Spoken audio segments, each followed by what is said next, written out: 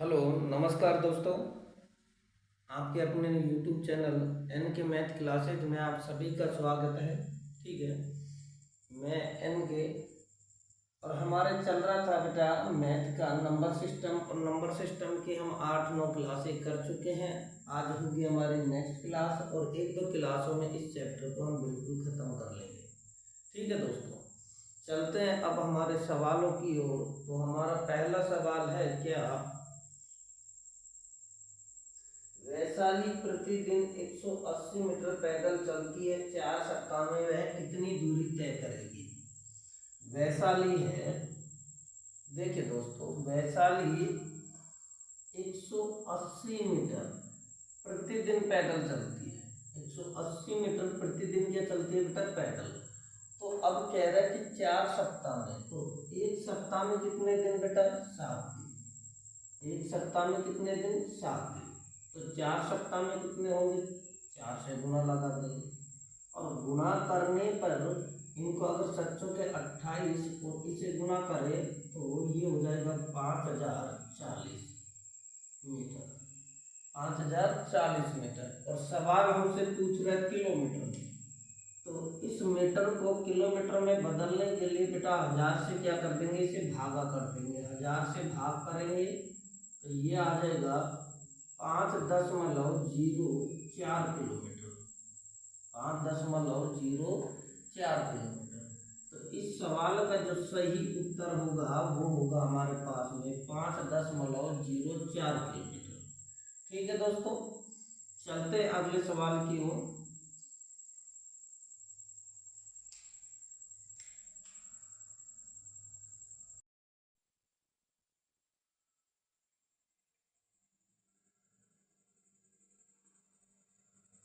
देखिए दोस्तों, अगला सवाल कहता है, एक कक्षा 9 बजे प्रातः आरंभ होती है और 12:27 मध्याह्न पश्चात तक चलती है।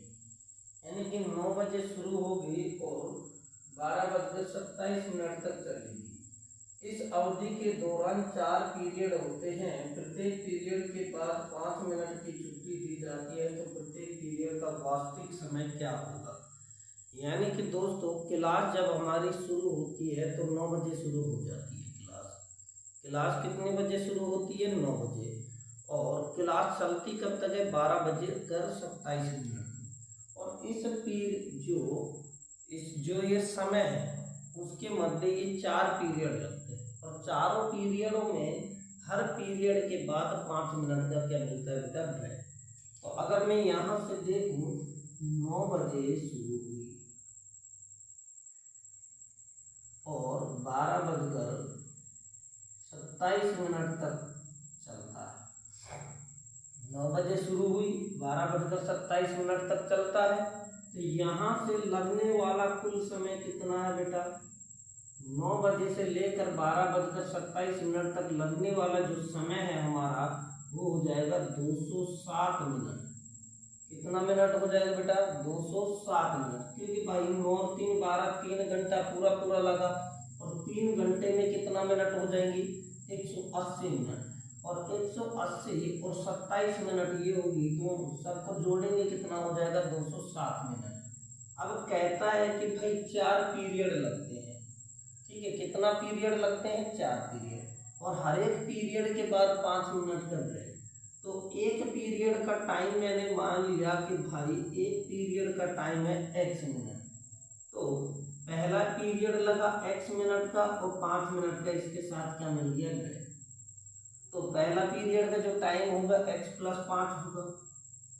दूसरे का क्या हो जाएगा, फिर से x+5 और तीसरे का क्या हो जाएगा, x+5। लेकिन जैसे ही चौथा पीरियड लगेगा उसके बाद क्या हो जाती है बेटा, छुट्टी।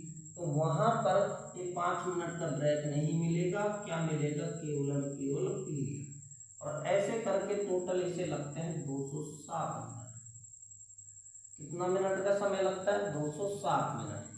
अब यहां से देखें तो देखिए, वो 1 2 3 4x, 4x प्लस में 5×3 = 15 बराबर में कितना, 207। बराबर में कितना, 207।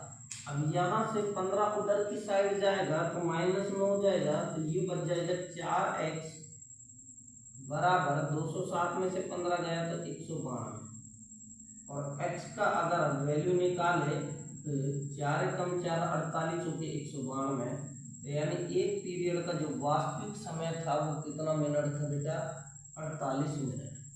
एक पीरियड का वास्तविक जो समय था वो कितने मिनट का था, 48 मिनट का। ठीक है दोस्तों, चलते हैं अगले सवाल की ओर।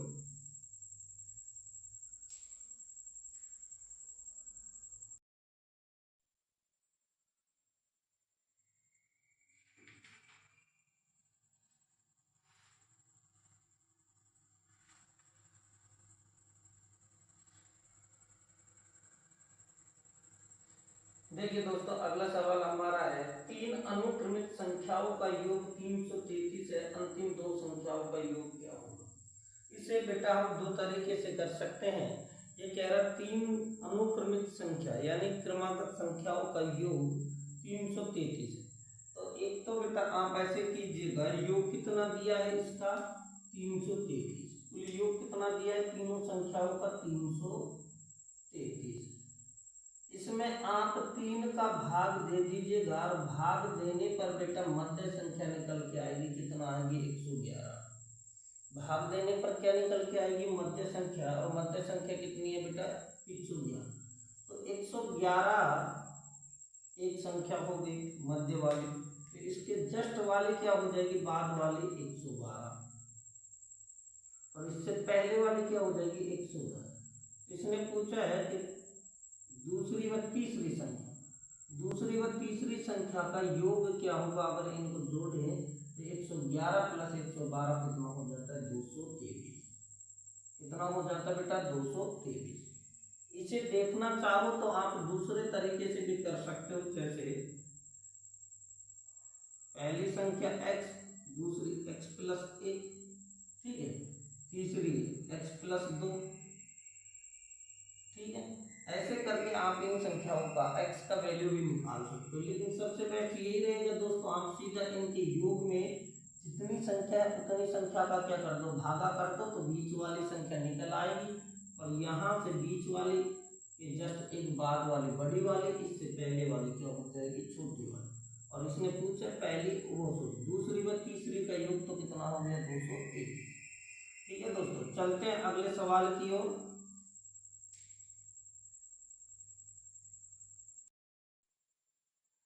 देखिए दोस्तों, अगला सवाल हमारा कह रहा है कि 6/11 को 6/-11 से विभाजित करने पर प्राप्त फल क्या होगा। भाई 6/11 को भाग करना है 6/-11 से, 6/-11 से। तो देखिए दोस्तों, अब इसे हम सॉल्व करते हैं तो ये हो जाएगा हमारा क्या 6/11, और ये हो जाएगा भाग करेंगे 6/-11, होगा कि नहीं होगा। ये 11 कहाँ चला गया ऊपर, 11 कहाँ चला गया ऊपर, तो इसे आगे सॉल्व करेंगे तो ये हो जाएगा 6/11 गुना ये माइनस का 11 ऊपर चला गया, माइनस का 11 बटे में 6, 6 से 6 की हत्या, 11 से 11 की हत्या, बच गया कितना -1। यहाँ पर एक बचा, 1 गुना -1 करेंगे क्या आ जाएगा -1। इस सवाल का सही उत्तर क्या है हमारे पास में -1। क्या है बेटा सही उत्तर -1। ठीक है, चलते अगले सवाल की ओर।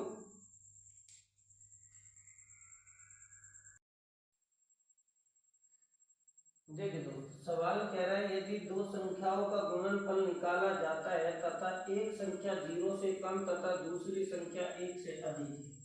एक संख्या है जो 0 से कम है, एक संख्या 0 से कम यानी -1, और एक 1 से अधिक है यानी कि 2। ठीक है, तो इनका गुणनफल क्या होगा बेटा, तो गुणनफल देखिए तो -1 गुणा में 2 करते हैं तो ये आ जाएगा -2। किसका है बेटा -2। तो हम कह सकते हैं कि सवाल 0 से कम, 0 से कम इसका जो उत्तर होगा बेटा वो होगा 0 से कम, और ऑप्शन नंबर बी इसका राइट आंसर है। ऑप्शन नंबर बी क्या होगा इसका राइट आंसर। ठीक है दोस्तों, चलते अगले सवाल की ओर।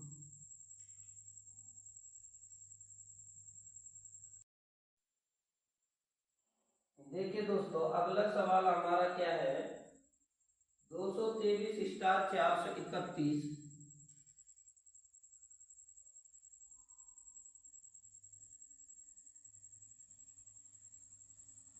में कौन सी न्यूनतम संख्या जोड़ी जाए ताकि यह 9 से पूर्णतः विभाजित हो जाए। कौन सी न्यूनतम संख्या जोड़ी जाए ताकि ये किससे विभाजित हो जाए, 9 से। तो बेटा 9 से भाजकता का नियम लगभग सभी को मालूम होगा। 9 से भाजकता का नियम बनता है कि दी गई संख्या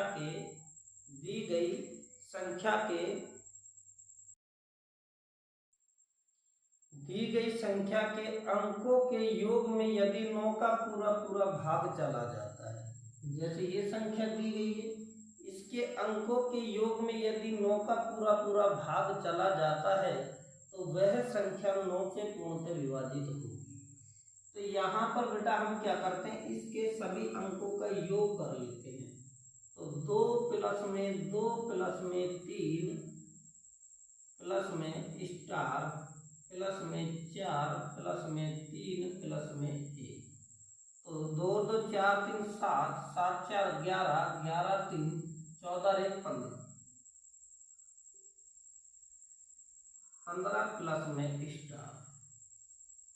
अब यहाँ पर एक बात मुझे बताओ दोस्तों कि ऐसा क्या जोड़े 15 में कि ये 9 से विभाजित हो जाए।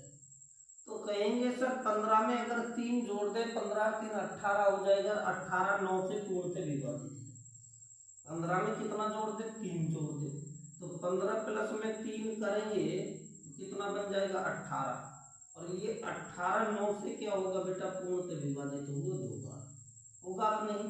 तो हम वह न्यूनतम संख्या कौन सी जोड़े बेटा, 3 जोड़ने पर जो ये संख्या है पूर्णतः विभाजित हो जाएगी किससे, 9 से। तो इस स्टार की जगह हमारे पास में राइट आंसर क्या आएगा, 3। स्टार की जगह सही उत्तर क्या होगा हमारा, 3 होगा। ठीक है दोस्तों, चलते अगले सवाल की ओर।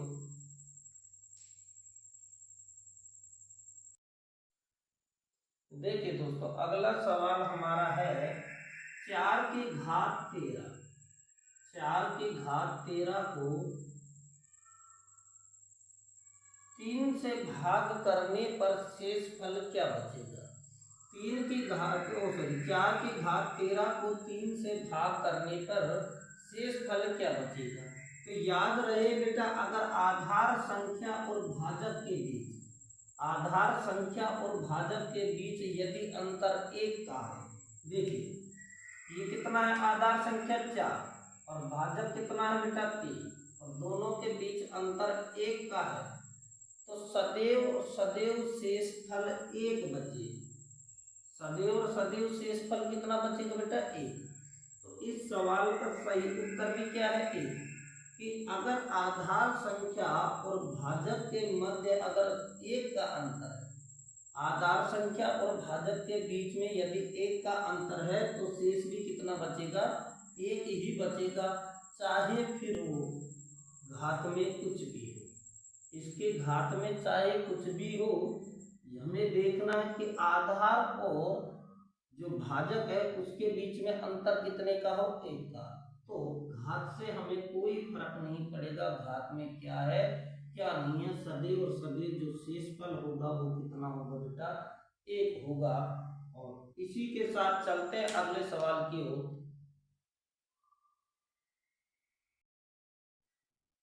देखिए दोस्तों, अगला सवाल इस प्रकार से दिया गया है, 2 संख्या इस प्रकार है कि प्रथम संख्या के 2 गुना तथा द्वितीय संख्या के 3 गुना का योग 18 है। तो बेटा यहाँ पर प्रथम और द्वितीय संख्या हमें दी नहीं गई, तो हमने प्रथम संख्या मान ली x और द्वितीय संख्या मान ली y। क्या मान ली, y। और कह रहा है प्रथम संख्या का 2 गुना, द्वितीय संख्या का 3 गुना। तो भाई प्रथम संख्या का 2 गुना कितना हो जाएगा, भाई एक तो संख्या कितनी है x, तो x का 2 गुना कितना हो जाएगा 2x, और इसका योग यानी कि इसके द्वितीय संख्या का 3 गुना का योग 3y, इसका 3 गुना कितना हो जाएगा 3y, तो योग कितना है बेटा 18। फिर कहता है कि जबकि प्रथम संख्या का 3 गुना तथा द्वितीय संख्या का 2 गुना, प्रथम संख्या का कितना बेटा 3 गुना और इस संख्या का 2 गुना का योग कितना है 17। तो ये समीकरण नंबर 1 और ये समीकरण नंबर 2।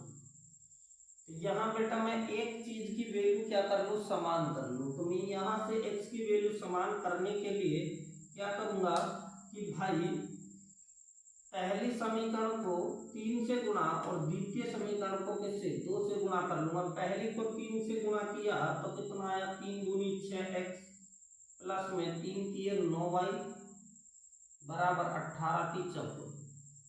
ठीक है, इसे 2 से गुणा करेंगे तो ये हो जाएगा 3 दूनी 6x और 2 दूनी 4y बराबर 17 दूना 34। अब देखो बेटे ये सभी प्लस में है तो इनका क्या कर लेंगे, हम चिन्हों को बदल लेंगे। इनके चिन्हों को क्या कर लेंगे बेटा, बदल लेंगे। तो यहाँ से प्लस, ये प्लस में था किस में हो जाएगा माइनस में, ये किस में हो जाएगा माइनस में, ये भी प्लस में था किस में हो जाएगा माइनस। तो ये प्लस माइनस 6x कट गया, यहाँ से प्लस माइनस का 9y में से 4y जाएगा तो 5y बचेगा, बराबर में कितना बच गया 20। तो 5y की वैल्यू कितनी आ गई 20, तो 1y की वैल्यू कितनी आ जाएगी बेटा 5 चौके 20 4। और यहाँ से अगर मैं समीकरण नंबर 1 में y की वैल्यू रख दूँ, y की वैल्यू रख दूँ तो बेटा क्या होगा 2x प्लस 3 गुणा 4। भाई y की वैल्यू कितनी है 4, बराबर में कितना 18।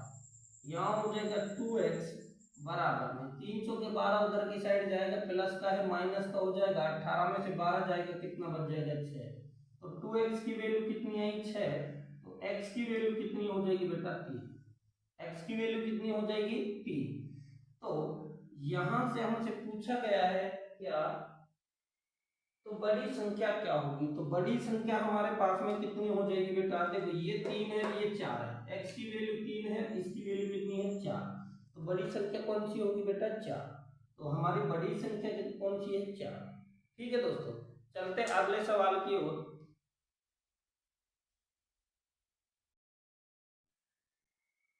देखिए दोस्तों अगला सवाल कह रहा है 5 क्रमागत संख्याओं का औसत 9 है, यदि अगली 2 संख्याओं को शामिल कर दिया जाए तो औसत क्या होगा। तो 5 क्रमागत संख्या, तो 5 क्रमागत संख्या हमने क्या मान ली बेटा, पहली x, दूसरी मान ली x प्लस 1, तीसरी मान ली x प्लस 2, चौथी होगी x प्लस 3 और पांचवी हो जाएगी x प्लस 5। ठीक है, और इन सभी का औसत कितना है बेटा n, औसत कितना है n। तो अगर यहाँ से देखिए 1 2 3 4 5x, तो 5x प्लस में 1 2 3 3 6 और सॉरी यहाँ पर कितना आएगा 4 6 4 कितना हो गया 10 बटे में 5, और ये 5 उधर की साइड चला जाएगा तो बेटा ये हो जाएगा 5n। अब यहाँ से देखो इन दोनों में से कॉमन ले लिया मैंने 5, तो x प्लस में कितना बच गया 2 बराबर में कितना 5 है। तो ये 5 से ये 5 कट गया, तो x प्लस 2 बराबर क्या आ गया n। n की वैल्यू कितनी आ गई बेटा x प्लस 2, x प्लस 2। ये कह रहा है कि इसमें अगली 2 संख्या और जोड़ दी जाए, तो यहाँ से यहाँ तक का योग कितना बन रहा था बेटा 5x प्लस 10। तो अब 2x और जुड़ जाएंगे, कितना हो जाएगा अगली संख्या जोड़ने पर 7x, और यहाँ से 4, तो 4 तक था 5 और 6, 2 और जुड़ जाएंगे 11, 10 आगे कितना हो जाएगा 10 और 11 21 प्लस में 21 बटे में कितना संख्या कितनी हो जाएंगी 7। यहाँ से वही काम कॉमन लेंगे 7, तो ये हो जाएगा x plus 21 sorry 3, x plus में कितना हो जाएगा 3 बटे में कितना 7, ये कितना 7 से 7 कैंसिल। अब यहाँ देखो औसत कितना था x प्लस 2, यहाँ कितना है x प्लस 3, यहाँ से कितना आएगा x प्लस 3। तो यहाँ पर बेटा कितने की वृद्धि हो जाएगी, वृद्धि हो जाएगी 1 की। तो तो हम कहेंगे औसत में वृद्धि होगी 1 की। वृद्धि कितने की होगी बेटा? 1। ठीक है, चलते हैं अगले सवाल की ओर दोस्तों।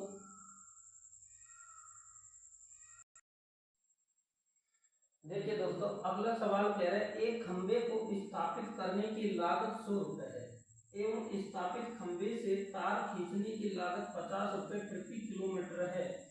खंबे को 1 किलोमीटर की दूरी पर स्थापित किया गया है, तो 9 किलोमीटर दूरी के लिए खंभों पर तार खींचने की लागत कितनी होगी?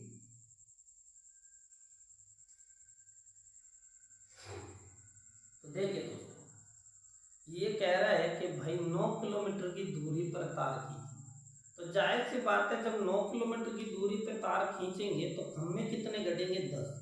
कितने गढ़ेंगे? 10। मैंने आपको एक सवाल बताया था, अगर कोई भी चीज को अगर हम समान टुकड़ों में काटें तो एक बार कम काटना पड़ता है। यानी कि अगर मैं 10 किलोमीटर की या 1 किलोमीटर पे तार बांधूं तो एक खंभा एक साइड, दूसरा खंभा दूसरी साइड खड़ा करना पड़ेगा। तो यानी 1 किलोमीटर तार बांधने के लिए खंभों की संख्या कितनी होनी चाहिए? 2। तो 9 किलोमीटर बांधने के लिए कितने खंभों की आवश्यकता पड़ेगी बेटा? हमें 10 खंभों की। तो एक खंभे की जो गाड़ने की या रोकने की जो लागत है वो कितना रुपए है बेटा? वो है 100 रुपये। तो 10 खंभों का कितना हो जाएगा? 1000 होगा कि नहीं होगा? फिर कह रहा है कि भाई 1 किलोमीटर पर तार खींचने का खर्चा 50 रुपए है, तो 9 किलोमीटर पर खींचने का कितना हो जाएगा? 450। ठीक है, तो इसने पूछा कुल खर्चा कितना होगा, कुल खर्च कितना होगा? तो यहाँ से हो जाएगा 1000 प्लस 450 कितना हो गया? 1450 रुपये। कितना हो जाएगा? 1450 रुपये।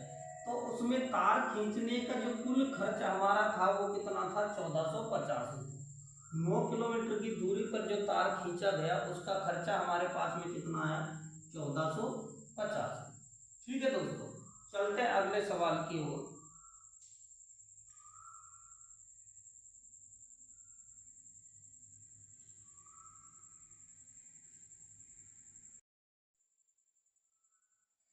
देखिए दोस्तों, अगला सवाल कह रहा है कि दो संख्याओं में पहली संख्या का 38% तथा दूसरी संख्या का 52% के समान है। पहली संख्या का 38%, दूसरी संख्या के 52% के समान है, तो क्रम से पहली और दूसरी संख्या का अनुपात क्या होगा?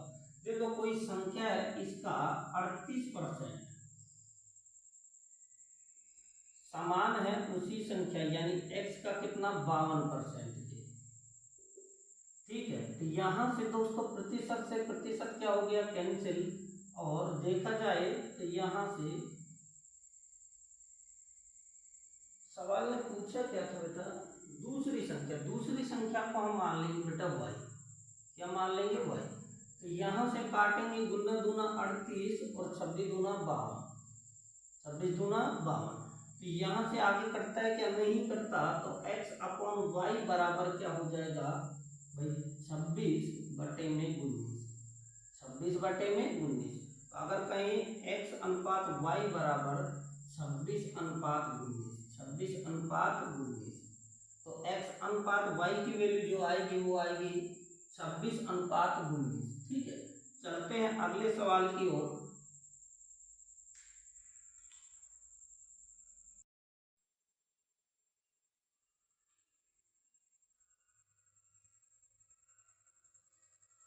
अगला सवाल कह रहा है कि दो संख्याओं का अनुपात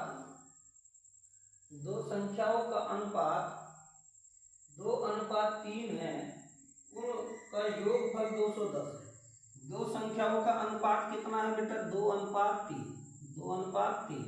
और इनका योगफल जो है, यानी कि इन दोनों संख्याओं का योगफल कितना है? 2 + 3 कितना हो गया? 5। और ये किसके बराबर है बेटा? 210 के। कितने के बराबर है? 210 के।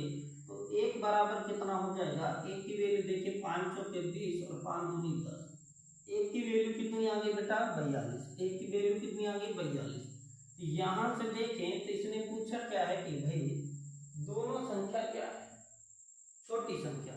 तो छोटी संख्या एक बराबर 42, तो 2 बराबर कितना हो जाएगा? 2 गुना 42 बराबर कितना हो जाएगा? 42 गुना 84।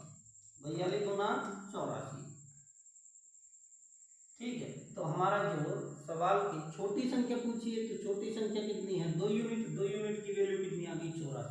अगर बड़ी पूछे तो 3 गुना कितना कर देंगे 42, ये आ जाएगा 126।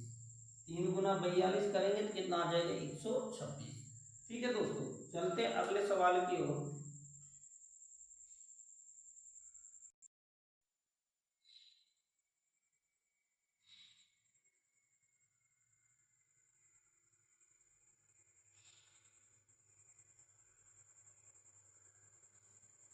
अगला सवाल कह रहे हैं दोस्तों, दो क्रमागत विषम संख्याओं का योगफल 399, तो इनमें से छोटी संख्या क्या होगी। दो क्रमागत विषम संख्याओं का योग गुणनफल 399। तो बेटा इस प्रकार के जो सवाल आते हैं जिनका गुणनफल दिया गया हो और संख्या हो विषम, ठीक है, तो उनमें क्या करेंगे बेटा हम कि इसमें ऐसी संख्या जोड़ो कि जोड़ने पर ये पूर्ण वर्ग बन जाए। तो हम कहेंगे सर एक जोड़ दे तो ये कितना बन जाएगा 400, और 400 क्या बनेगा बेटा पूर्ण वर्ग। 400 क्या बनेगा पूर्ण वर्ग, किसका 20 का। किसका बनेगा बेटा 20 का। ठीक है, तो इससे एक पहले वाली विषम संख्या और दूसरी वाली विषम संख्या आगे वाली, तो पहले वाली कितनी हो जाएगी 19, आगे वाली कितनी हो जाएगी 21। ठीक है, तो दोनों वो विषम संख्याएं की कौन कौन सी 19 और 21, 19 और 21। ठीक है, तो आगे चलते हैं। सवाल ने क्या कहा है, तो उनमें से छोटी संख्या ज्ञात करो। तो छोटी संख्या कौन सी हो जाएगी बेटा 19। छोटी संख्या कौन सी हो जाएगी 19। अगर बड़ी पूछेगा तो कौन सी हो जाएगी 21। बड़ी पूछेगा तो 21, छोटी पूछेगा तो 19। चलते हैं अगले सवाल की ओर।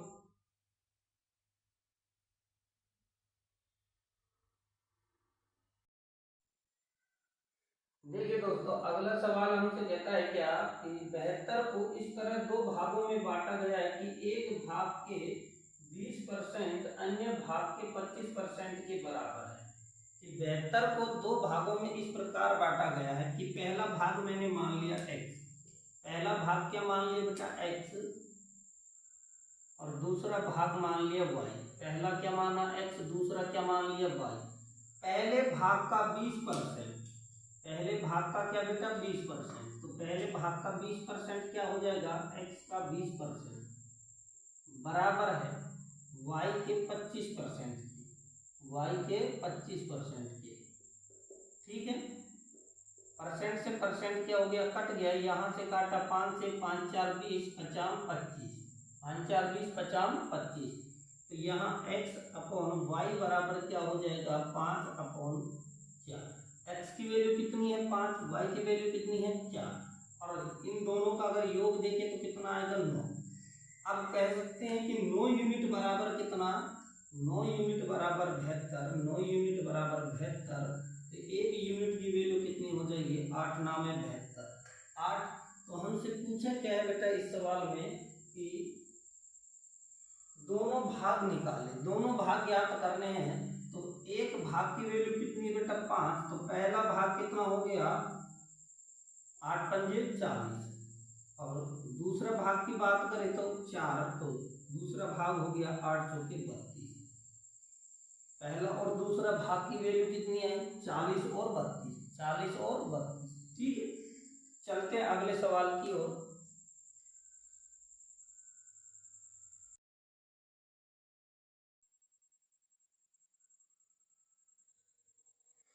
देखिए दोस्तों, सवाल कह रहा है कि दो संख्याओं का योग, दो संख्याओं का अंतर, सॉरी दो संख्याओं का अंतर उनके योग का 45% है। दो संख्याओं का अंतर उनके योग का 45% है। तो मैंने वो मान ली संख्या क्या x। ठीक है, x और y, तो दोनों का योग का 45% है। x प्लस वाई का जो 45% है वो इनके अंतर का, इसके योग का 45% इनके अंतर के बराबर है। तो इसे आगे सॉल्व करते हैं बेटा, ये हो जाएगा x प्लस वाई गुणा 45/100 बराबर x minus y. x minus Y.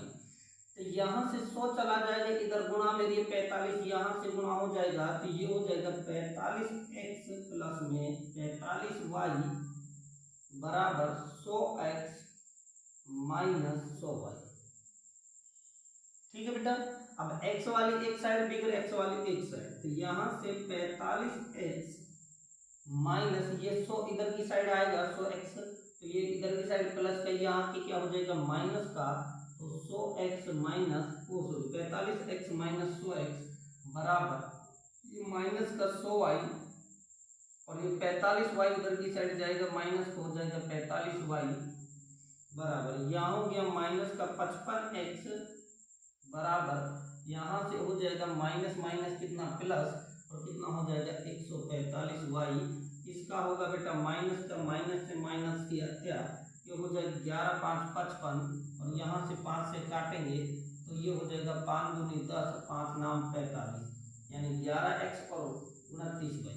अगर रेशियो में देखें तो x अपॉन वाई बराबर क्या होगा, तो x अपॉन वाई बराबर हो जाएगा 29/11, 29/11, तो x अनुपात y बराबर हो गया 29:11, 29:11। ठीक है दोस्तों, चलते हैं अगले सवाल की ओर।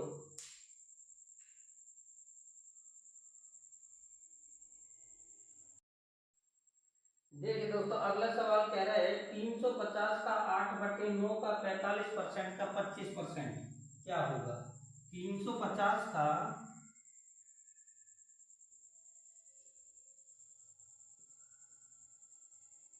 9/8, 9/8, सॉरी 8/9 है, 8/9 का 45% का 25% क्या होगा। तो यहाँ से दोस्तों करते हैं 25 से कम 25, 25 चौके 100, और यहाँ से काटेंगे 4 दूनी 8, और 9 एकम 9, 9 5 45, और यहाँ से काटेंगे 20 पंजे 100, यहाँ से 2 एकम 2, 2 5 10, और 10 से ये 0 से ये 0 कैंसिल हो गई, सब कुछ कट गया, बचा कितना बेटा 35। तो इस सवाल का राइट आंसर कितना है बेटा 35। इस सवाल का राइट आंसर कितना है 35। ठीक है, चलते हैं अगले सवाल की ओर। देखो दोस्तों, अगला सवाल कह रहा है एक संख्या का 74% 1406 है। 74% कितना है 1406, तो वह संख्या बताइए। किसी संख्या का 74% कितना है बेटा, 74% की जो वैल्यू है 1406 है, 1406। तो यहाँ से अगर बेटा देखें 74% की वैल्यू 1406 है, तो 1% की वैल्यू कितनी हो जाएगी 19। 1% की वैल्यू कितना हो जाएगी 19, क्योंकि 74 का भाग देंगे तो कितनी बार जाएगा 19 बार। तो पूरे 100% की वैल्यू कितना हो जाएगी, 100 गुना 19 करेंगे तो कितना हो जाएगा 1900। तो इस सवाल का राइट आंसर हमारे पास में कितना होगा 1900। ठीक है दोस्तों, इस सवाल का जो राइट आंसर है वो कितना है हमारे पास में 1900। चलते हैं अगले सवाल की ओर।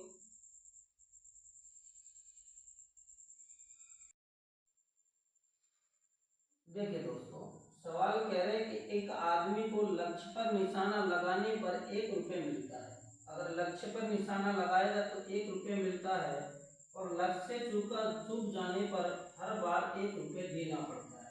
तो उसे 100 बार प्रयास करने दिया गया और उसमें से 30 रुपये प्राप्त हुए, तो उसने कितनी बार लक्ष्य को प्राप्त किया।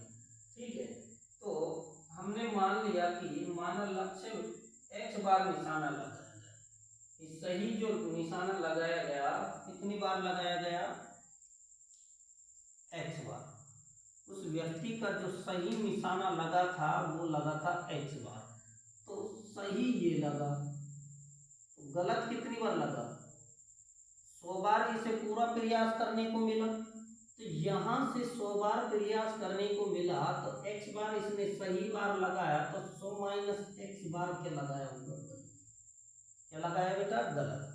ठीक है, तो आगे क्या कहता है, अब देखो बेटा कि जो सही निशाना लगाता है तो 1 रुपये मिलता है, और अगर गलत लगाया तो 1 रुपये उसे देना पड़ता है। और इसे अब जो प्राप्त हुए हैं वो प्राप्त हुए हैं बेटा कितना, 30 रुपये। तो यहाँ से मैंने मान लिया कि भाई इन दोनों का अंतर कितना है, 30 रुपये। इन दोनों का अंतर कितना होगा, 30 रुपये। x माइनस 100 माइनस एक्स बराबर कितना हो जाएगा, 30 रुपये। कितना हो जाएगा, 30 रुपये। ठीक है, तो इसे आगे सॉल्व करते हैं बेटा। तो ये हो जाएगा क्या, x माइनस, तो ये 100 माइनस एक्स बराबर 30, माइनस एक्स बराबर कितना हो गया, सॉरी ये माइनस माइनस क्या हो जाएगा, प्लस, माइनस माइनस क्या हो जाएगा, प्लस। तो यहाँ से देखिए बेटा, तो ये कितना हो गया, 2x, x प्लस एक्स कितना हो गया, 2x बराबर कितना, ये 100 उधर की साइड जाएगा, माइनस का प्लस में हो जाएगा, कितना हो गया, 130। तो x की वैल्यू कितनी आ जाएगी, 65 दूना 130, 65 दूना 130। और सवाल ने हमसे पूछा क्या है बेटा, कि उसने कितनी बार लक्ष्य सही जगह लगाया। तो हम कहेंगे 65, कुल 65 बार उसने सही लक्ष्य लगाया। कितनी बार लगाया, 65 बार। ठीक है, चलते हैं अगले सवाल की ओर।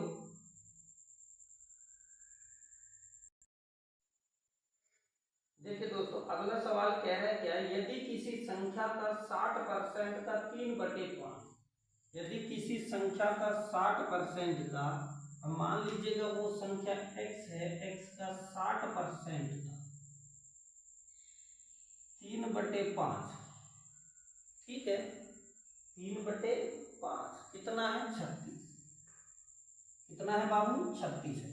तो यहाँ से चलेंगे तो इन्हें जहाँ से कटता है काट लीजिएगा, नहीं कटता तो छोड़ दीजिएगा। तो यहाँ से 0 से 0 की हत्या कर दी, 3 6 की 18, 18 गुना कितना हो गया बाबू, 36। तो x बराबर 10 पंजे 50 गुना में 2 करेंगे, कितना आ जाएगा, 100। तो इस सवाल का जो सही उत्तर होगा बेटा वो कितना होगा हमारे पास में, 100। ठीक है, चलते हैं अगले सवाल की ओर।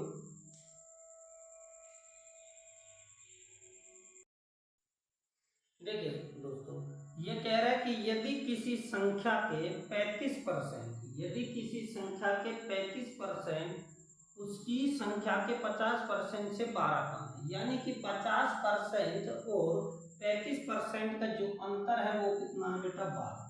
कितना है, 12। तो अब वो संख्या मैंने मान ली x, तो इसका 50% माइनस एक्स का कितना, 35%, और अंतर कितना है बेटा, 12। अब यहां से देखो, इसे लिख सकता हूं मैं क्या, कि x गुना में 50/100 माइनस x गुना 35/100 बराबर 12। अब यहां से देखो, ये हो गया 50 गुना x, 50x माइनस 35 गुना x किया 35x, और ये 100 कहाँ चला गया बेटा, गुणा में, तो ये हो जाएगा 1200। ठीक है, और दोनों का अंतर देखिए इनका, तो कितना आ गया, 15x बराबर 1200। ठीक है, तो एक x की वैल्यू ज्ञात करने के लिए यहाँ से 1200 में भाग दे देंगे बेटा 15 का, तो 15 × 120 यानी कितना आ गया, 80। तो वह संख्या क्या है बेटा, 80, यानी x की वैल्यू कितनी आई, 80। चलते हैं अगले सवाल की ओर।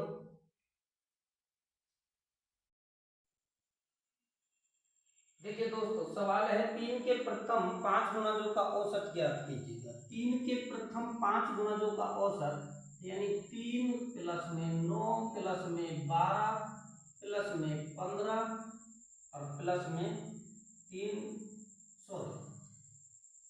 दूनी 6, 3 तिया 9, 3 चौके 12 और 3 पंजे 15, और ये संख्या कितनी है बेटा, 5। तो यहाँ से इन सबका योग किया, 3 और 3 6, 6 3 9 9 18, 18 और 20 कितना हो गया बेटा, 30, और ये कितना हो गया 15, 45। तो 45 में 5 का भाग देंगे, 5 नाम 45, यानी कि उन संख्याओं का जो औसत था वो कितना है, 9। कितना है, 9। इसे एक फॉर्मूले द्वारा भी कर सकते हैं बेटा, वो फॉर्मूला है कि ब्रैकेट n + 1/n। ठीक है,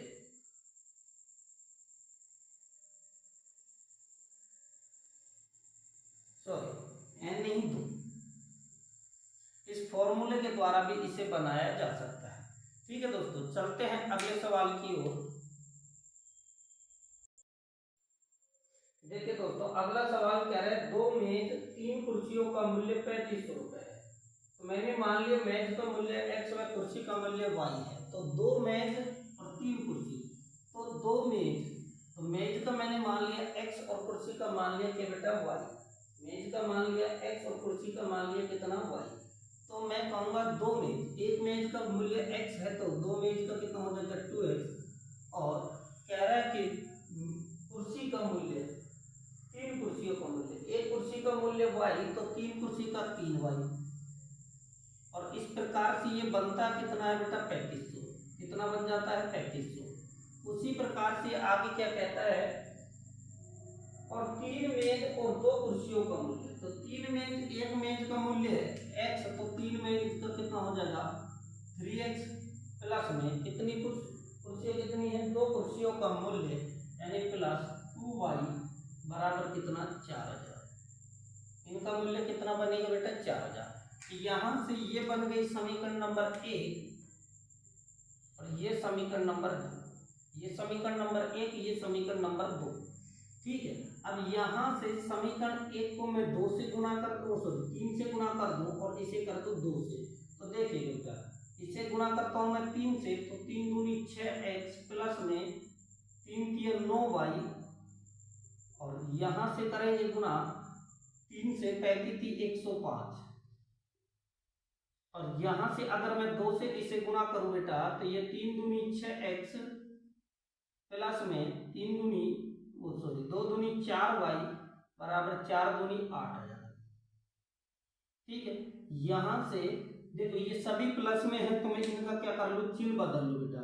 तो ये हो जाएगा माइनस ये माइनस ये माइनस, तो ये प्लस माइनस ये कैंसिल, यहां बच गया कितना 5y बराबर में 8000 में जाएगा कितना बच जाएगा 2500, कितना हो जाएगा 2500।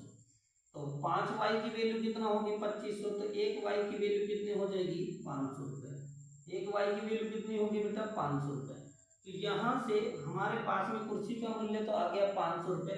हमें अगर मेज का निकालना है तो यहाँ किसी भी जगह कोई से भी समीकरण में आप y का मान रख दो। तो देखिए 2x प्लस में 3 गुणा 500, तो 3 गुणा में 500 बराबर में कितना 3500, कितना 3500। यहाँ से 2x और 3 पंजे 1500 उधर की साइड जाएगा माइनस में, तो 2x बराबर कितना बच जाएगा 2000, तो x बराबर कितना बच जाएगा बेटा 1000। x बराबर कितना बच गया 1000। यानी कि हमारे पास में कुर्सी का मूल्य कितना है बेटा, सॉरी मेज का मूल्य है 1000 रुपए और कुर्सी का कितना है 500 रुपए। ठीक है, दोनों का मूल्य हमारे पास में है। चलते हैं अगले सवाल की ओर। अगला सवाल हमारे पास में है कि प्रथम 50 संख्याओं का औसत ज्ञात कीजिए।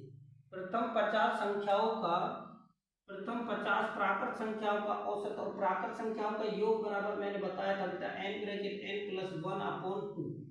तो यहाँ n की वैल्यू कितनी हो जाएगी बेटा 50, और 50 गुना में 50 प्लस 1 बटे में कितना हो जाएगा 2, और 25 दूना 50, और यहाँ से 25 गुना में 50 और 1 51, इसे करेंगे कितना हो जाएगा बेटा 1275। कितना हो जाएगा 1275। ठीक है, अब यहाँ से ये तो हो गया हमारे उन संख्याओं का योग। अगर हमें निकालना औसत, तो औसत ज्ञात करने के लिए क्या करेंगे, राशियों का योग बटे राशियों की संख्या।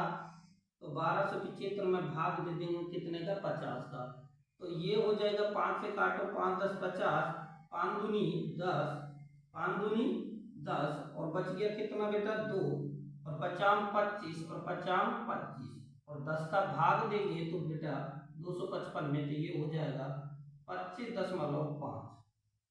तो 1 से लेकर 50 तक की सभी लगातार प्राकृत संख्या का औसत कितना है 25.5, 25.5।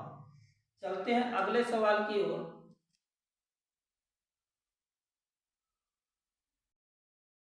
देखिए दोस्तों, अगला सवाल है 2 अंकों की एक संख्या इस प्रकार है कि उनका गुणनफल 8 है।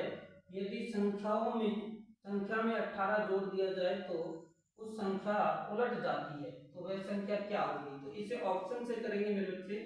तो ये 18, 42, 81 ऑप्शन ए में है 18, बी में है 42, सी में है, सी और डी में 81 और 24, 81 और 24। देखिए दोस्तों इस सवाल को करेंगे कैसे। ये कह रहा है कि अंकों का गुणनफल यानी कि 1 गुना 8 करें तो कितना हो 8, लेकिन इसमें 18 में कितना जोड़े बेटा 18, तो अंक बदल जाते हैं। तो ये 8 दूनी 16, 2 1 3, ये तो हो गया 36। अब भाई अंकों का बदलने का मतलब है 8 इधर की साइड और 1 इधर की साइड, ऐसा हुआ कि नहीं, ये कितना हो गया 36। तो ये वाला हमारा क्या है बेटा गलत है। आगे चलते हैं कि 4 दूनी 8 अंकों का योग तो बन रहा है कितना 8, लेकिन 42 में अगर मैं 18 जोड़ दूं तो 8 2 10 और एक ये 4 5 और 1 6 कितना बनता है बेटा 7, और बनना कितना चाहिए था, इनका अंक बदलने चाहिए थे। ये भी हमारा क्या रहेगा गलत। आगे चलते हैं 81 में। तो भाई 81 में अंकों का गुणनफल तो 8 बन रहा है, 8 गुणा 1 करेंगे 8 बन रहा है, लेकिन यहाँ से 18 जोड़े 81 में तो कितना बनेगा 8 और 1 9 और 9, ये तो दोनों अंक ही समान हो गए बेटा, तो ये भी हमारा गलत है।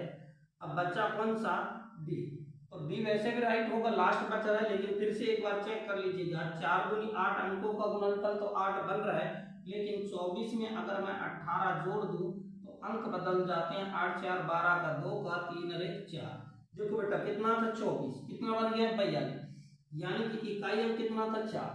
अब इकाई अंक कहाँ चला गया धाई के स्थान पर, और धाई के स्थान कितना था, वो धाई के स्थान पर कौन सा था 2, अब कहाँ गया इकाई के, तो अंक बदल गए कि नहीं बदल गए, तो हमारा राइट आंसर कितना हो गया 24।